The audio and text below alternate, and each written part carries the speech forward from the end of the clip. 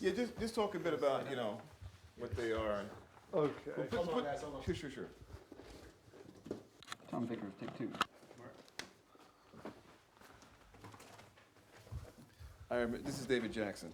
No, oh shit, I remember this. Pablo. Yeah. Oh man. So, in my collection of P-Funk archives, I have all sorts of stuff like, this is a press release that Warner's put together of different pictures and stuff from when we were out on the road, even translated, believe it or not, into German, like the brides. This is all in German, all these different people, and then different articles that ran in the press, which was primarily like getting P-Funk into the Village Voice, and at the same time, Black Echoes and things like that. So, like even Interview, Andy Warhol's magazine, New York Times. And then we also did all music magazines like Record World, Billboard. Like here's an interview with George in, when is this?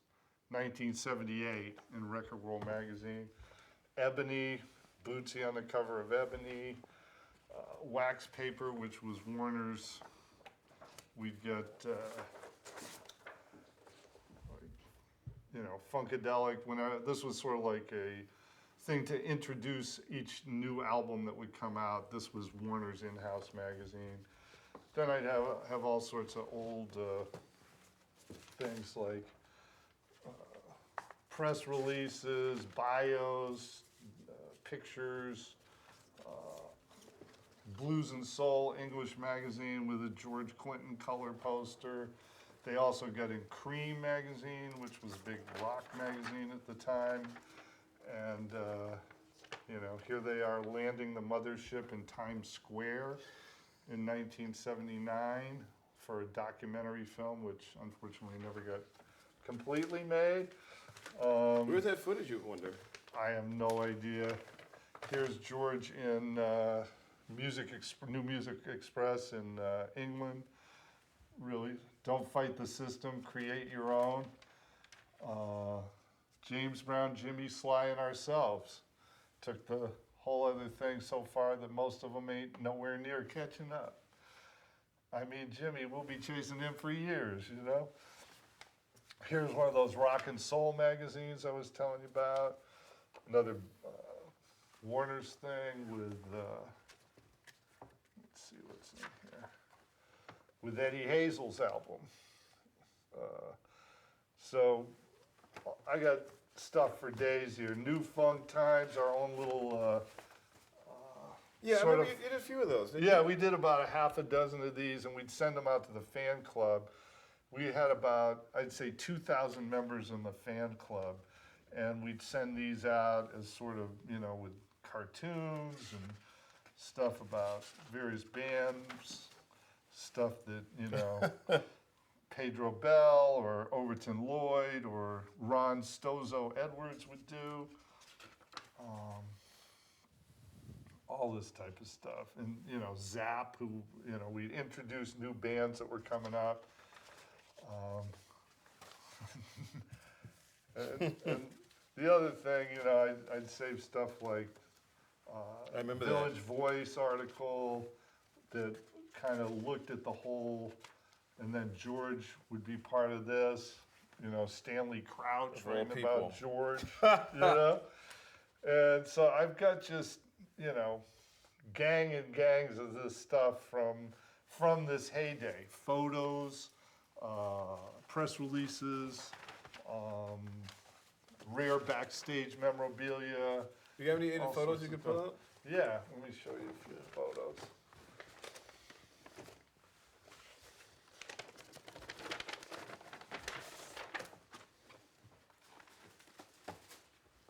Oh, man. All right, so here's a Funkadelic press photo from 1977. Hold that back up. Here's a sort of one-sheet tour announcement for the first P-Funk Earth Tour, 1976. Is that Masekela's and you? Yeah, yeah. Masekela opened some dates too. This is really cool. Again, Oh, yeah. not many people have that. That's fantastic. The Grand Spectacle du Funk. Funk, when we played the Olympia in Paris, the only time I got on stage was here. Postcards that we'd send out, you know, as sort of pre-release, announcing a new album or tour dates or whatever. Another thing we did for Bootsy, like for a part, here's a note from Bootsy. Longtime friend who really helped me come through. Tom kept the humor and that smile. It really helps. Yours, Bootsy, 1988. Picture from Motor Booty Affair. Picture from Flashlight. When Flashlight was a hit, they had the giant flashlight on stage. Another shot from... Jesus Christ, this photo, look at that. How do you organize all those people? Yeah. Oh, getting a photo shoot together was like from another planet. George on his stage gear,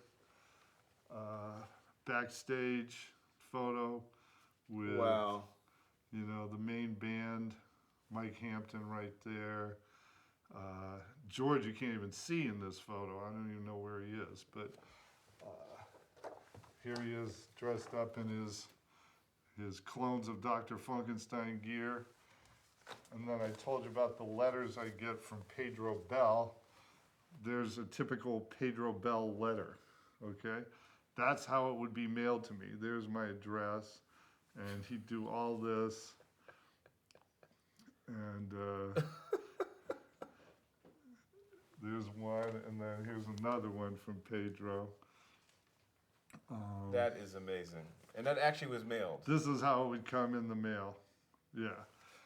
And, you know, I got color shots, Gary Scheider, Funk Festival 77 backstage pass,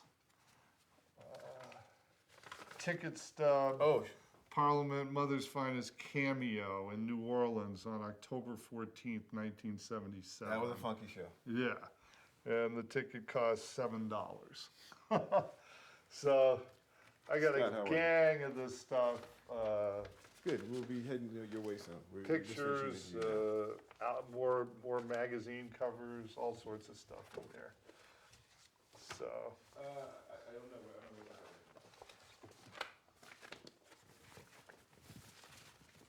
Oh, okay. I might be able to find a few other cool items in here. Oh, look, that poster's great. Here's a Bootsy appearing live at Big Ben's Records and Tapes, you know, 1977. See and meet Bootsy. A magazine called Hip, you know, Bootsy makes it funky. These were like little handout type things that they do in various cities. I forget where this was from, but sort of a rock handout paper. But the other thing that was cool is that, you know, I could get them in sort of rock, anything that had to do with music. If it was rock, they would embrace some of it and they would let them in. There's another one of that. Here's a P-Funk salute Oh, yeah, I remember that I put together for Record World. I think you were there at the time. What year is that? This was in 1979. No, I just missed that. I remember that. I was jealous when June I saw that. 2nd, 79. So, you know, these, again, pretty rarefied stuff.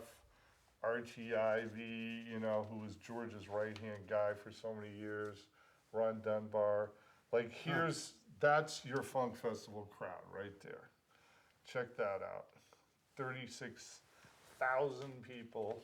That was in Soldiers Field in Chicago. Who else was on the show? Oh, it was like Brothers Johnson, Isley Brothers, Rufus and Shaka Khan, and Bootsy and P-Funk. So, there's Bernie. There's another one. Hey, who's got one of those One Nation flags? I got one. There's the one, I got a smaller version of that. Blues and Soul. In England, he was on the cover of this a lot, Black Music Magazine in England. And again, killer photos of them in England. There's Gary Scheider. All the discography, so I would put together all these interviews wherever we were. Here's another New Funk Times. Right, New Funk Times. When George had the trombibulation thing with the nose. Them in Cream again. Here was a Funkadelic, this poster right here was made into this. And we'd also send out, this is how crazy we were. We'd send out flexi discs, have these made, and send these out to the fans.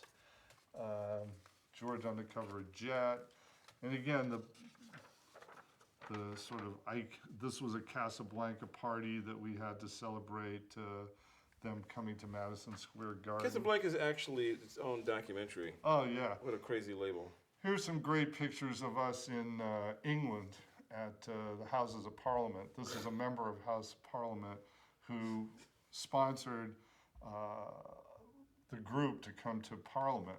And George has this little pet monkey thing called Logic that he would introduce to everybody. I had Here's dinner the with entire band. I had dinner with George and the monkey. Oh, you did? Yeah. Logic? Yeah. So here we all are in the Houses of Parliament. Here's George with various white British press guys with Logic right there. This is my favorite picture of all. George introducing Logic the monkey to some puzzle writer who's like, what? Mothership Landing with George. The Gary Scheider, George, Glenn Goins. Again, the flashlight. George in his ermine outfit. George getting out of this crazy car they had. This, again, duality. Straight George, crazy George. This was for the Funkadelic versus the placebo syndrome. Dolphin photo. George in his glory with the ermines and the wig. And then bingo. So. That's great stuff. I will be coming back to you at some point to try and get copies of some of your photos. Yeah. Well, it goes on forever. And the original article that got me involved in all of this is here. Right, I remember this piece. A Journey to the Center of Parliament-Funkadelic by Tom Vickers. This was printed in August of 1976. And this is sort of what started it off for me, is going out on the road with them. And then I told you about the P-Funk and Wagnalls. There it is,